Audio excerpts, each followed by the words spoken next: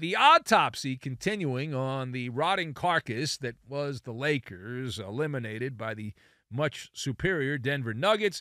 LeBron James continuing to stir the pot. Say what? So you haven't heard the latest. We ranted and raved like lunatics in a previous episode of the show when LeBron James refused to say he wanted to play for the Lakers. That's the easiest white lie to tell of all time. It's like, well, I'm playing here. I don't want to play anywhere else. But he didn't say it. He didn't say it. And one day after, if you didn't see this, we'll fill you in on the details. Give you the Cliff Notes version, or the Maller Notes version.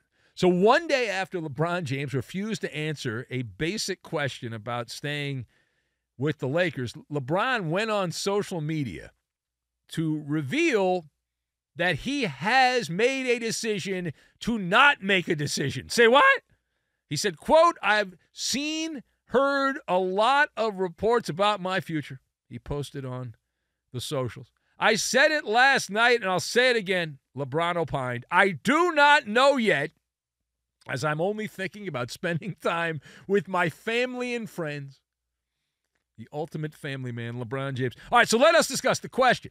LeBron James giving I counted 43-word bulletin about his NBA status. Can you unscramble what this means? So I've got Oscar Mayer, Consumer Reports, and Puffy stickers. And we will combine all of these things together, and we are going to make a nice, exotic vacation. Where's LeBron going? Is he going to south of France, Cancun, Hawaii? We don't know. We'll find out. I'm sure we'll find out. It'll be all over the tabloids.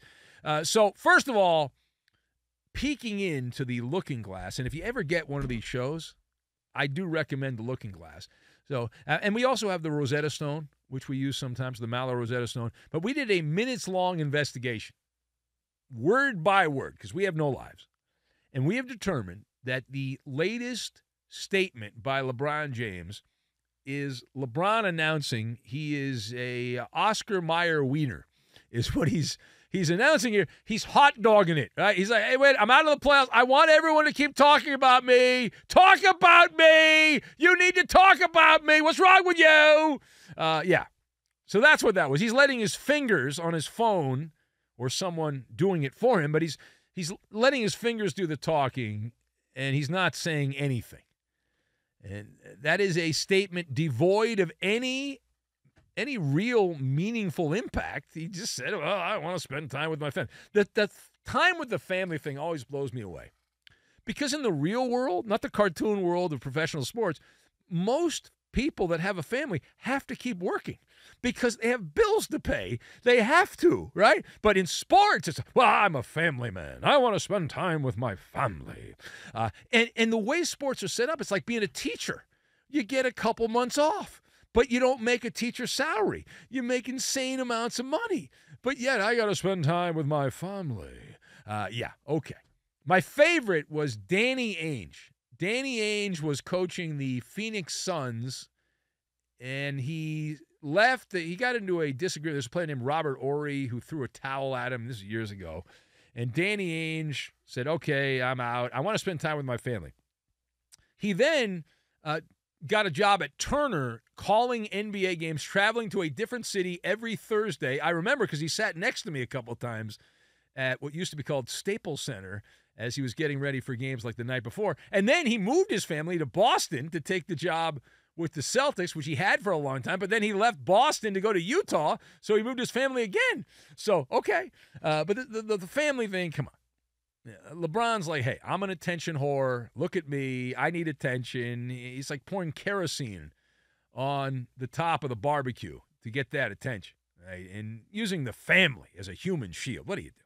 I can't talk about this because of my family.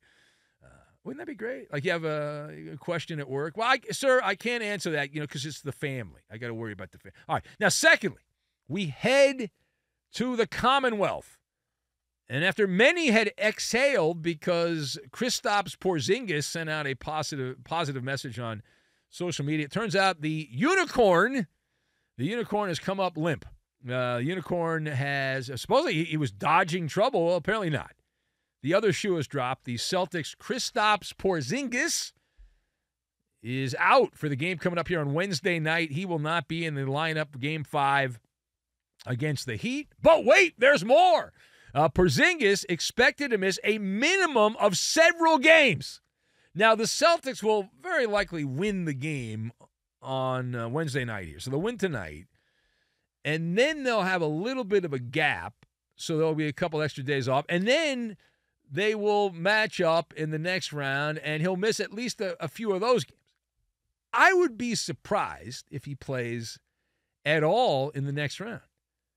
Right now, Cleveland would be the team. The Celtics will play the winner of the Cleveland-Orlando series, and Cleveland is currently leading that series. They need one more win. But as far as Kristaps Porzingis, and he's expected to miss several more Celtic games, is that cause for concern? So you've got the micro and the macro. In the micro, you'd say, nah, come on. The Celtics can get like 2 guys off the street as long as they have White, Tatum, and Brown and win the next round. So that's not really a big deal. The macro, this was expected. It's like you read Consumer Reports and you buy yourself a 2024 Jeep Wrangler. And then you read the report and it says, well, it's got problems with the steering.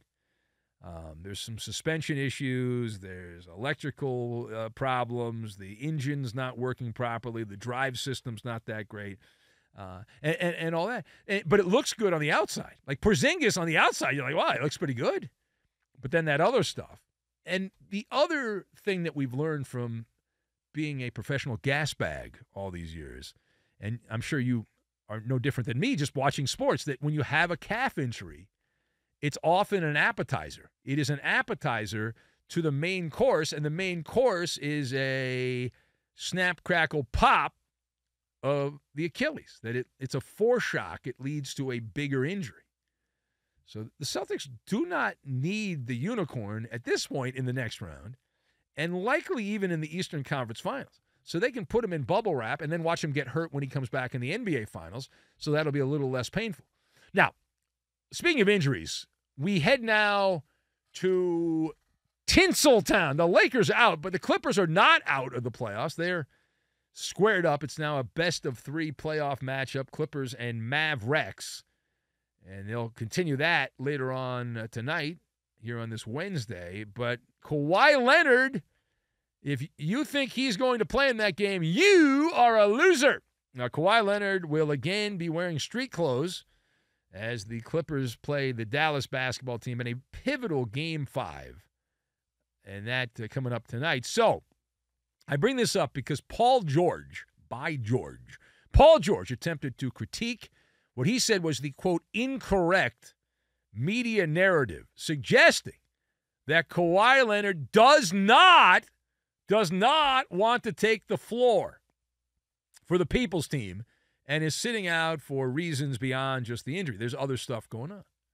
So Paul George, with his cape on like a knight in shining armor, riding his chariot in. And so he said, Podcast P, that Kawhi Leonard was literally shut down because I guess the higher-ups didn't think that he was himself and didn't want to further harm him by playing games that he was not 100%, close quote.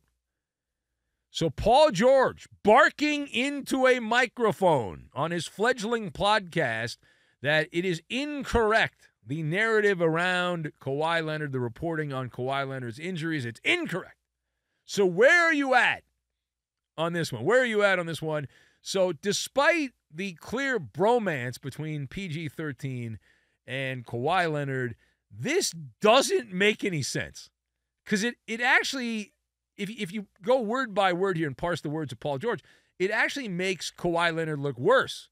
That he's such a softy, the ownership knows he can't play unless he's 100%. He's ineffective. That he just can't get in. In what business can you get a job and be like, well, unless you're no one's 100%. Even if you have an office job. I've had laryngitis and I've had to come in here and do the show. So, I wasn't 100%. It's like, come on. It's embarrassing. This whole Kawhi Leonard thing with the Clippers has been embarrassing. And I like the Clippers. It's a joke at this point. Just stop.